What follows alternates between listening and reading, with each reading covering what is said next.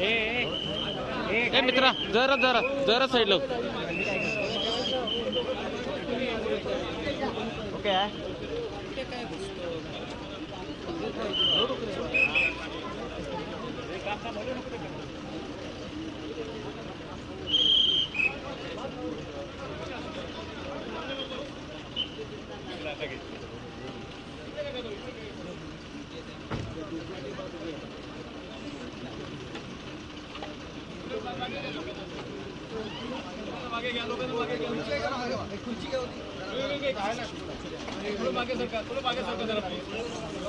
सिंधुदुर्गातल्या आंबोलीमध्ये शहीद पांडुरंग गावडे अमर रहे याच घोषणा आपल्याला ऐकू येत आहेत। पांडुरंग गावडे यांचं पार्थिव पणजीहून आता आंबोलीला पोहोचलेलं आहे।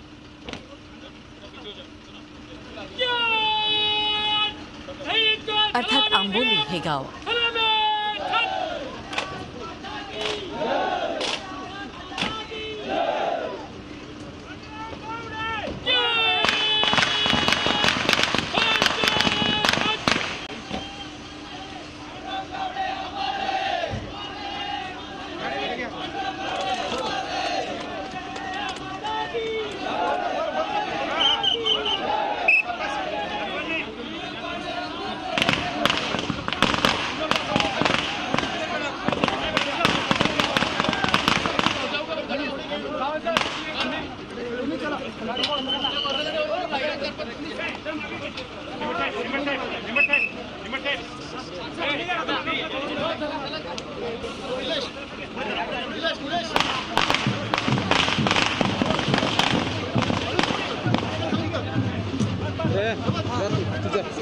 खबर घे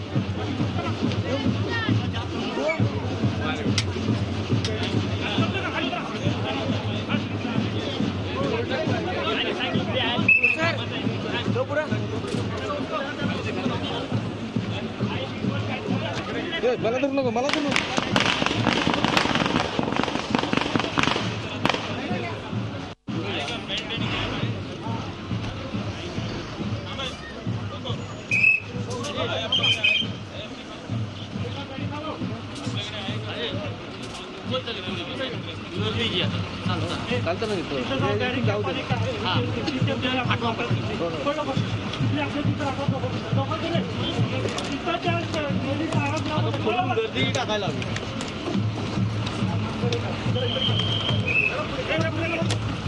तुम्ही आमचे प्रतिनिधी विकास गावकर सिंधुदुर्ग आंबोलीहून आपल्याला माहिती देत आहेत। विकास समजू शकतो, अर्थात अभिमानानं ऊर्त भरून आलेला आहे, मात्र एका डोळ्यात आनंद आणि एका डोळ्यात दुःख अशीच काहीशी भावना आंबोली वासियांची झाली असेल। काय आत्ताची परिस्थिती आहे? पार्थिव पोहोचलेलं आहे। तुला नक्कीच आताच बघितले तर आपण जी दृश्य बघताय त्यानंतर आताच पार्थिव आहे ते आंबोलीत पोहोचलेलं आहे। 1 तास उशिराने पोहोचलेलं आहे, त्यामुळे इथे जी गर्दी आहे आपला शहीद झालेले पांडुरंग गावडे त्यांना पाहण्यासाठी, त्यांचं अंतिम दर्शन घेण्यासाठी इथे गर्दी झालेली आहे मोठ्या प्रमाणात। पंचक्रोशीतील गावकरी जमलेले आहेत मोठ्या प्रमाणात आणि अखेरचा निरोप देण्यासाठी तुम्ही जसं आता म्हटलं तसं एका डोळ्यात आनंद आणि एका डोळ्यात कुठेतरी अश्रू अशा भावना इथे दिसत आहेत लोकांच्या।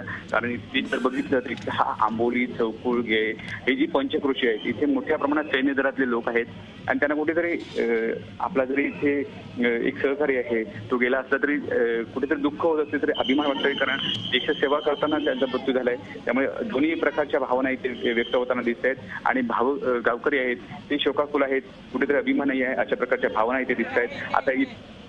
आता इथून 4 किलोमीटर अंतर आहे तिथे पांडुरंग गावडे यांचं शेतजमीन आहे, तिथेच त्यांच्यावर अंत्यसंस्कार होणार आहेत। त्यापूर्वी त्यांना त्यांच्या निवासस्थानी घरी नेलं जाणार आहे आणि इथून 4 किलोमीटरवर ही अंत्ययात्रा निघणार आहे। मृदुला खरं आहे विकास, आपण समजू शकतो जैश ए मोहम्मदच्या दहशतवाद्यांना कुपवाड्यातल्या एका अड्ड्यावर बसले असताना शोधून काढलं शहीद पांडुरंग गावडे यांनी आणि आपण बघतोय की त्यात त्यांना वीरमरण आलं। कुठेतरी देशसेवा करताना देशप्रेम त्यांचं जे होतं ते अगदी दिसून आलं। कुठलाही विचार न करता त्यांनी दहशतवाद नक्कीच मृदुला जर बघितलं तर देशसेवा करताना त्यांना वीरमरण आलेलं आहे.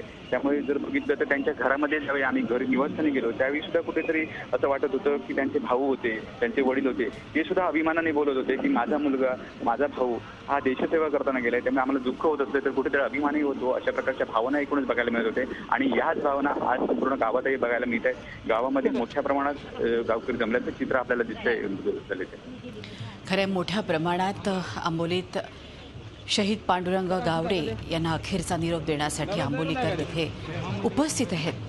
वीरमरण आलेलं आहे शहीद पांडुरंग गावडे यांना. मात्र कुठेतरी एक सार्थ अभिमान या आंबोलीवासियांना आहे की आपला एक जवान, आपला एक मुलगा, या मातीचा एक सुपुत्र देशसेवा करताना शहीद झालेला आहे.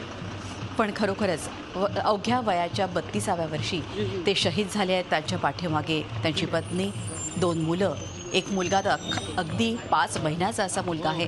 मात्र कुठल्याही प्रकारे कुटुंबाचा विचार न करता केवळ देशसेवा हाच ध्यास उराशी बाळगून शहीद पांडुरंग गावडे आज अमर झालेले आहेत. त्यांचं पार्थिव आंबोलीमध्ये पोहोचलेले आहेत.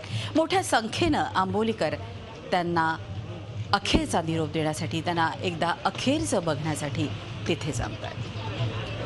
विकास आपण बघतोय की ज्या तऱ्हेनं आपण सांगितलं की यानंतर पूर्ण गावामध्ये त्यांचं पार्थिव नेण्यात येईल. किती वाजेपर्यंत त्यांच्यावरती अंत्यसंस्कार होतील काय सांगाल? अंत्ययात्रा ही इथून निघालेली आहे. आता जी अंत्ययात्रा आहे ती आंबोलीचं जे मेन स्टँड आहे किंवा एस टी स्टँड आहे किंवा त्या परिसरातून मेन चौक आहे त्या परिसरातून ही अंत्ययात्रा निघालेली आहे आणि शहीद झालेले आहेत पांडुरंग गावडे त्यांच्या निवासस्थानापर्यंत ही आता अंत्ययात्रा जाईल आणि त्याच्या तिथून जवळजवळ 50 मीटरवरच हे अंत्यविधी होणार आहे. त्यामुळे तिथूनच जवळच तिथे नेणार आहे आणि त्यानंतर जर बघितलं 11 वाजेपर्यंत हा सगळा कार्यक्रम 11-11:30 पर्यंत संपेल असं वाटतंय मृदुला. अगदी खरं विकास. कालपासून आपण बघतोय की गावकरी त्यांच्या पार्थिवाची मोठ्या आतुरतेनं वाट बघत होते. अर्थात एखादा आपला सुपुत्र घरी येतोय आणि त्याला घर कसं सजवावं त्याच्या स्वागतासाठी अशाच प्रकारे वातावरण आपण बघतोय आंबोली गावातलं दिसलं. सगळीकडे स्वच्छता होताना, सगळीकडे झाडलोट होताना आणि कधी यांचं पार्थिव येतं आणि कधी त्यांचं एक दर्शन घेतं असं आंबोलीकरांना झालं होतं. काय काय घटना घडतायत कालपासून काय सांगाल?